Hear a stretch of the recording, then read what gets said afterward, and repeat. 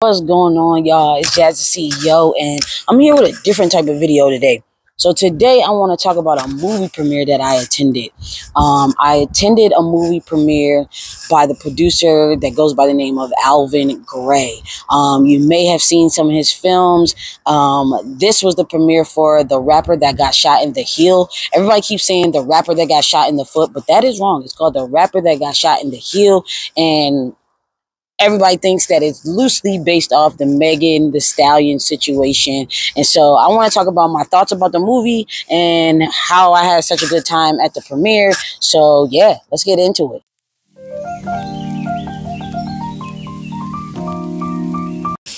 So if you know me personally, then you know I'm a TV movie buff.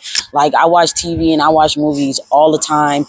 In my spare time, while I'm working, I go to movie premieres for Amazon Prime all the time. So this movie in particular was interesting because, one, I know the actual producer, and there was a lot of controversy over this movie. So basically the backstory, to my knowledge, is that the movie started to get a lot of tweets and the movie started to get a lot of publicity, and Tubi told somebody on Twitter that they were not going to show this movie on their platform, that they weren't going to have the movie at all. And so then that's even boosted even more publicity about the movie, because everybody kept calling it a Tubi movie and it wasn't a Tubi movie. Now, don't get me wrong.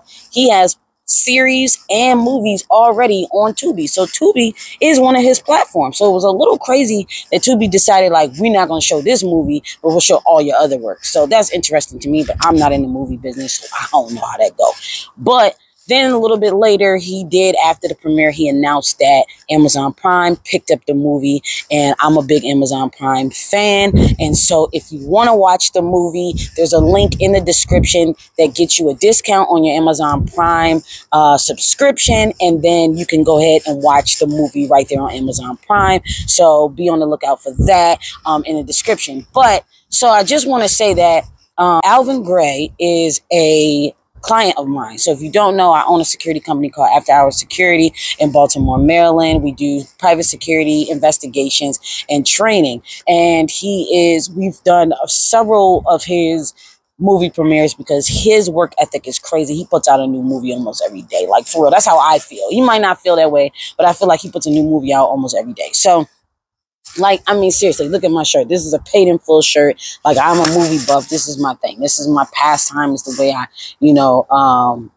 chill and, regroup after a busy week. Or, entrepreneur stuff is not easy. So, I did attend the movie premiere, and it was on a great night weather-wise. It was downtown Baltimore. It was at the Harbor East Cinemas, and I'm going to let y'all see some clips and see how it really went.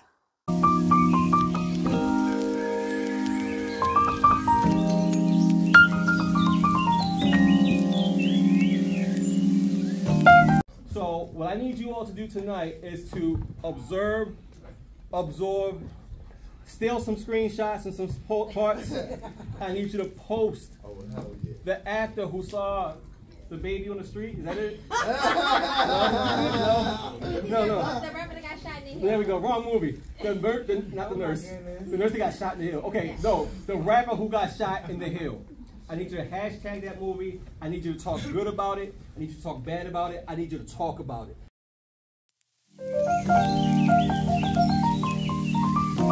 So, as you can see, it was a great time. It was some step and repeats. People were taking pictures, videoing. The actors were there, the actresses were there, and it's crazy because one of the guys that was in the movie is actually an officer of mine. So shout out to Tim, doing his thing in both realms of the industries. And so I'm just gonna get into my thoughts on the thing. A lot of people thought it was making fun of the situation with Meg Thee Stallion, and I don't even remember the other guy's name. Oh, Tory. It could be or could not be. It could be loosely based or it could not be loosely based. I'm not really sure. I haven't been prepped to say what I'm supposed to say, right? So this is just my honest opinion about the movie. There are probably going to be some more Amazon movie reviews because I have been invited to a few Amazon premieres and I've never actually made any content around that. So this is actually my first one, which I was already going to do, but then he dropped it on Amazon Prime. So it just all went together. It all worked out. So I had to push this out for y'all. So basically, I I feel like the movie is really telling a story about how moments and decisions go together, and how moments and decisions could make up the rest of your life. Even if that moment only lasts for 10 seconds. I think that the moments that people think are small could really turn into something big. And I think domestic violence is a huge issue in our community. And I think that domestic violence is also something people don't understand that friends and associates could do against you as well, or you could do against them. I think that the movie really shines a light on, maybe if I had sat for 2 seconds and talked myself out of doing or saying or going to this place, then my life wouldn't have changed for the worse forever.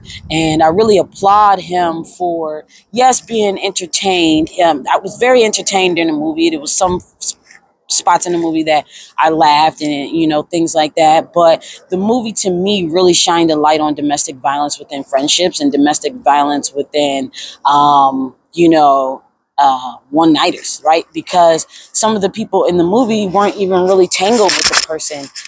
Sorry for hitting the mic, I'm bad at that. But some of the people in the movie, you know, weren't really tangled in the situation, but they were there for that moment, for that night. And all the decisions that led up to that moment and all the decisions after that moment really played a part in how their life will be forever. And I just, you know, as somebody that's in the security industry and dealt with a lot of domestic violence cases, divorce cases, restraining orders. I've served restraining orders. I've served bench warrants on cases that were about domestic violence. And I think a lot of people don't realize that what domestic violence is. I don't think people realize that some of the things that they're doing really equates to that. And I think this movie did very well with showing like things that we think are usual in our culture and things that people do all the time in our culture actually do have a title over top of it. And it actually does lead up to things that you don't want to be involved with. And I think Alvin Gray did a really good job. And I think the movie was awesome. I give the movie a 10 out of 10, not just because I know the man, but I give the movie a 10 out of 10 because they did a meet and greet afterwards, and the actresses who played the parts in the movie said what the movie meant to them. This is not funny. It's domestic violence. This is a woman against a man, it's a man against a woman. We are black. We should love each other. We are each other's keepers. And it's important to realize that for me. That's what I'm taking away from this. I don't want to see the next headline, another celebrity. Next time, I don't want to see death. And it's two high-profile African-American celebrities for me. And these people, whether you like it or not, they shape our culture. They determine what we drink, what we wear, how we present ourselves, who we are as individuals. So it's important to have these conversations in our community, because our community likes to shove things underneath the rug and not talk about it. But it's important to talk about these things so we can put them in the forefront, hold each other accountable, and fix it.